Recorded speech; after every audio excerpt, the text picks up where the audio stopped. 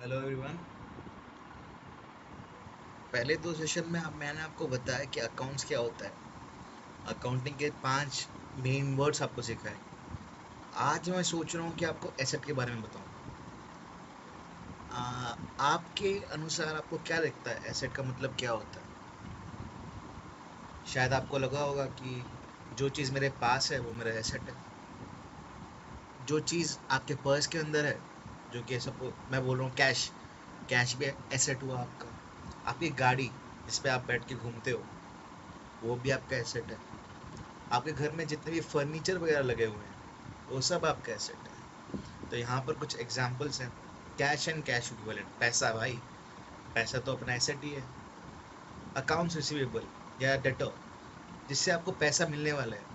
आपने किसी दोस्त को उधारी दी है और वो आपको कुछ दिनों बाद या कुछ महीनों बाद आपको पैसे लौटाएगा, तो वो आपके लिए अकाउंट्स रिसीवेबल हुआ, जिससे आपको पैसे मिलने वाले हैं।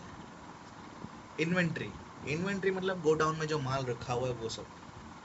जमीन बाप का दादा का है सबका जो भी आपका है। मशीन्स, मशीन्स आप फैक्ट्री में देखते हो इतनी बड़ी बड़ी मशीन्स लगी रहती हैं, वो सब हमारा एसेट होता है। गाड़ियाँ, फर्नीचर, पेटेंट्स, पेटेंट्स का मतलब ये होता है अगर आपने कुछ चीज़ किसी चीज़ का आविष्कार किया है तो आप पेटेंट लेते हो। एक तरीके का राइट कि ये मैंने बनाया, और अगर कोई कॉपी करेगा तो उसे उसके पैसे देने पड़ेंगे। तो ये होता है पेटेंट। तो ये तो हो गई जनरल चीज़ है, पर अगर आपको आपके सामने जो भी दिखता है उसे आप एसेट बुलाओगे या नहीं, वो कैसे जानोगे आप? उसका एक सिंपल सा सॉल्यूशन है। ये जो दो लाइन लिखी हुई है, an asset is a resource controlled by the enterprise as a result of past events and from which future economic benefits are expected to flow to the enterprise. इसमें इस सब का आंसर है। कैसे?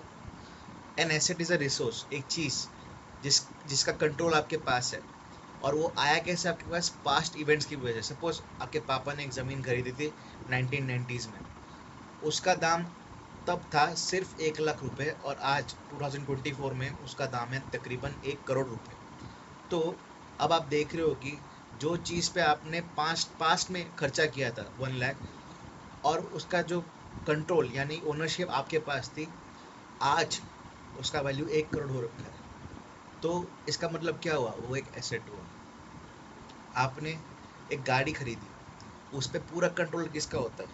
आपका होता है, तो वो आपका एसेट हुआ। आपने सोफ़ा खरीदा, सोफ़ा आपने 2005 में खरीदा था, 2024 हो रहा है, अगर आप आज भी उसके ओनर हो तो आपका एसेट है। ये कुछ जनरल बातें हैं, और आगे क्लासेस में मैं आपको बताऊंगा कि एसेट के डिफरेंट वेराइटीज़ क्या होती है, आप कैसे क्लासीफाई कर सकते हैं।